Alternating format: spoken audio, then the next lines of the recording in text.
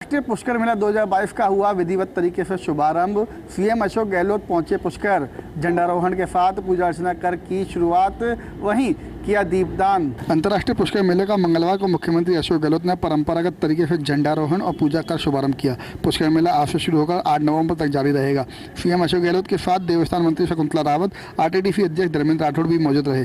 झंडारोहण के बाद मुख्यमंत्री अशोक गहलोत ने विकास प्रदर्शनी का उद्घाटन किया। इस दौरान अजमेर जिला परिषद द्वारा लगाई गई वाटर शेड की प्रदर्शनी का भी मुख्यमंत्री अशोक गहलोत ने अवलोकन किया।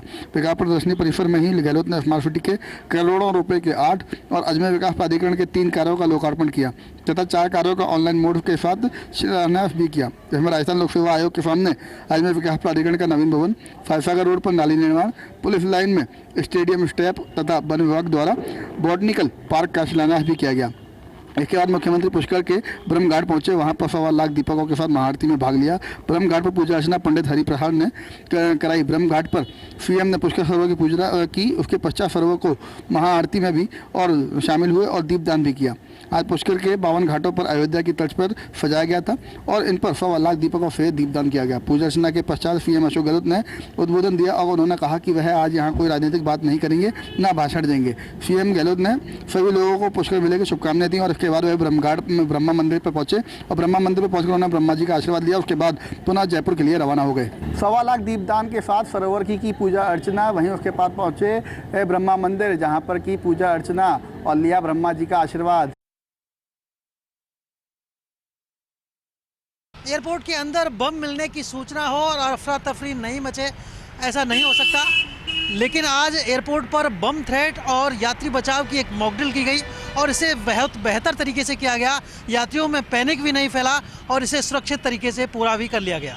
जयपुर अंतर्राष्ट्रीय एयरपोर्ट के डिपार्चर एरिया में दोपहर 2:35 बजे जब बम मिलने की सूचना मिली तो हड़कंप जैसी स्थिति हो गई, लेकिन सीआईएसएफ ने तुरंत ही यात्रियों को बताया कि यह केवल एक मॉक ड्रिल है और किसी भी तरह का बम का खतरा नहीं है। यात्रियों को आश्वासन के बाद एयर करके बाहर निकाला गया और इस दौरान एयरपोर्ट का डिपार्चर एरिया को पूरी तरह से खाली करवाया गया। सीआईएसएफ के डॉग स्क्वाड ने बैग को संदिग्ध माना और इसके बाद सीआईएसएफ का बम निरोधक दस्ता यानी बीडीडीएस सक्रिय हुआ। स्पेशल सूट पहनकर सीआईएसएफ के बम निरोधक दस्ते के जवानों ने बैग की जांच की और बम होने की पुष्टि की। इसके बाद रोबोट के जरिए बम को बाहर लेकर आया गया और करीब 1 घंटे में इस ड्रिल की पूरी प्रक्रिया को पूरा कर लिया गया। मॉक ड्रिल के दौरान ऐसा पहली बार हुआ जब पूरी बिल्डिंग को ही खाली करवा लिया गया। यहाँ पर जितने भी यात्री थे, सिक्योरिटी होल्ड एरिया चाहे डिपार्चर एरिया, सभी जगह से यात्रियों को बाहर निकाला गया। चेक इन एरिया के यात्रियों को एयरपोर्ट बिल्डिंग से बाहर करीब 100 मीटर दूर खड़ा कर दिया गया, जबकि जो यात्री सिक्योरिटी होल्ड एरिया में फ़्लाइट पकड़ने के लिए मौजूद थे उन यात्रियों को एप्रन एरिया में ले जाया गया। हालांकि इस दौरान फ़्लाइट्स का मूवमेंट बाधित नहीं हुआ और सभी यात्रियों की फ़्लाइट उनको समय पर पकड़वाई गई। कुल मिलाकर ये जो मॉक ड्रिल है वो पूरी तरह से संतुष्टिजनक तरीके से पूरी कर ली गई। लगातार फैलते जा रहे चिटफंड कंपनी अपेक्षा ग्रुप के घोटाले के मामले में एक और बड़ी खबर निकली है। अब इस पूरे मामले में एक नायब तहसीलदार ललित कुमार नागर को जिला कलेक्टर ओपी बुनकर के द्वारा निलंबित कर दिया गया है। बीते दिनों ही एसआईटी ने नागर को गिरफ्तार किया था। अभी तक इस पूरे मामले में 2 नायब तहसीलदारों और चिटफंड कंपनी के सीएमडी और एक महिला के अलावा कुल मिलाकर के 12 को गिरफ्तार किया जा चुका है। एसआईटी एक बार फिर से इन सभी गिरफ्तार किए गए निदेशकों और बाकी ठगों से प्रोडक्शन वारंट पर लेकर पूछताछ करने वाली है। आपको बता दें कि निवेश के साथ साथ मोटे मुनाफे का लालच देकर के और इस चिटफंड कंपनी ने कोटा समेत पूरे कोटा संभाग के करीब 2 से 2.5 हज़ार लोगों से 200 करोड़ के आसपास की ठगी की है। इस पूरे मामले में एसपी सिटी केसर सिंह शेखावत के द्वारा डिप्टी एसपी अमर सिंह के निर्देशन में गठित एसआईटी पूरे मामले की पड़ताल कर रही है। एसआईटी ने इस पूरे मामले की कुछ जानकारियां ईडी के साथ भी साझा की हुई है। बीकानेर जिला कलेक्टर भगवती प्रसाद कलाल ने पिछले दिनों अनियमित तौर पर बसे कच्ची बस्ती के लोगों को चकगरबी शिफ्ट किया था।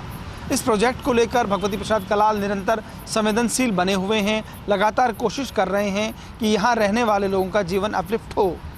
इसी के तहत अब उनकी चाहत थी कि यहाँ इन छात्र छात्राओं में शिक्षा का उजियारा फैले ताकि परिवारों को भी लाभ मिले।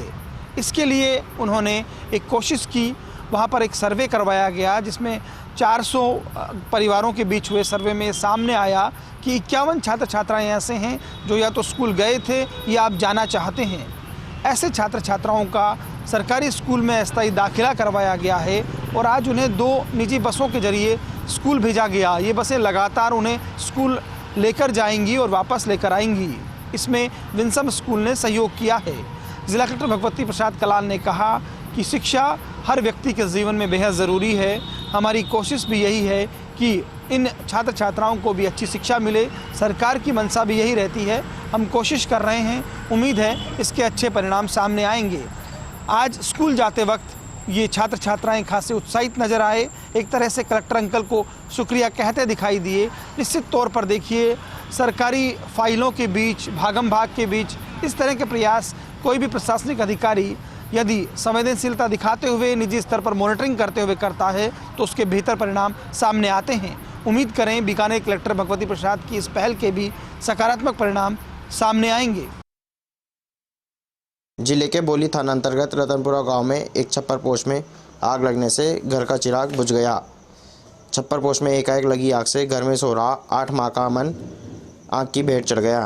वहीं छप्पर पोश में रखा घर का सारा सामान जलकर पूरी तरह राख हो गया। स्थानीय सरपंच सियाराम मीणा ने बताया कि दोपहर बाद ग्राम रतनपुरा में दिलखुश पुत्र जगदीश कुमार व हंसराज पुत्र प्रहलाद कुमार के घर पर आग लगने की सूचना मिली थी, जिसके बाद मौके पर ग्रामीणों की भीड़ जमा हो गई।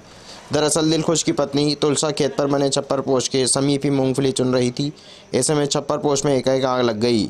भीषण आग की लपटों में अपने चिराग को बचाने पहुंची तुलसा भी झुलस गई। इसके बावजूद वह अपने 8 माह के पुत्र अमन को नहीं बचा सकी। सूत्रों के मुताबिक आगजनी में लगभग 2,20,000 का नुकसान संभावित बताया जा रहा है। बहरहाल मृतक अमन का शव पोस्टमार्टम के लिए CHC बोली की मोर्चरी में लाया गया, जहां चिकित्सकों की टीम द्वारा मृतक अमन का पोस्टमार्टम कराकर शव परिजनों के सुपुर्द कर दिया गया। प्रथम दृष्टया छप्पर पोश के समीप ही बने हुए स्थायी चूल्हे में बची कुची आग से आगजनी की घटना का होना संभावित माना जा रहा है। हालांकि आगजनी का खुलासा जांच पूरी होने के बाद ही सामने आ सकेगा। बहरहाल स्थानीय लोगों व ग्रामीणों ने पीड़ित परिवार को उचित मुआवजा दिलाने की मांग की है। प्रदेश में राजीव गांधी ग्रामीण खेलकूद ओलंपिक प्रतियोगिता के बाद अब मुख्यमंत्री अशोक गहलोत ने शहरी खेलकूद प्रतियोगिताओं का भी ऐलान कर दिया है, जो आने वाले दिनों में देखने को मिलेगी। इसी बीच कार्मिक विभाग एवं राजस्थान सरकार की ओर से राजस्थान सरकार के सरकारी कर्मचारियों के लिए भी खेलकूद प्रतियोगिता का आयोजन करवाया जा रहा है, जिसका आगाज मंगलवार को पश्चिमी राजस्थान के बाड़मेर जिला मुख्यालय स्थित आदर्श स्टेडियम में राजस्थान सरकार के गौ सेवा आयोग अध्यक्ष मेवाराम जैन और बाड़मेर के जिला कलेक्टर लोकबंधु ने किया। दरअसल प्रथम राजस्थान राज्य जिला अंतर जिला सिविल सेवा खेलकूद कबड्डी प्रतियोगिता का आगाज मंगलवार को स्थानीय आदर्श स्टेडियम में किया गया, जिसमें राजस्थान के 18 जिलों के सैकड़ों खिलाड़ियों ने भाग लिया और यह प्रतियोगिता 3 दिन तक चलेगी, जिसके लिए समस्त खिलाड़ियों के लिए जिला प्रशासन की ओर से माकूल व्यवस्थाएं की गई हैं। दरअसल प्रदेश में राजीव गांधी ग्रामीण खेलकूद ओलंपिक प्रतियोगिता के सफलतम आयोजन के बाद प्रदेश भर के लोगों में इस खेलकूद प्रतियोगिता की प्रशंसा की जा रही है। ऐसे में शहरी खेलकूद प्रतियोगिताओं का ऐलान भी मुख्यमंत्री अशोक गहलोत ने कर दिया है, जो आने वाले दिनों में देखने को मिलेगा। इसी बीच कर्मचारियों के लिए कबड्डी खेलकूद प्रतियोगिता का आगाज होना अपने आप में खिलाड़ियों और कर्मचारियों में उत्साह का माहौल देखने को मिल रहा है। इस 3 दिन के कबड्डी खेलकूद प्रतियोगिता का समापन 3 दिन बाद किया जाएगा और इसमें विजेता खिलाड़ियों को सम्मानित भी किया जाएगा।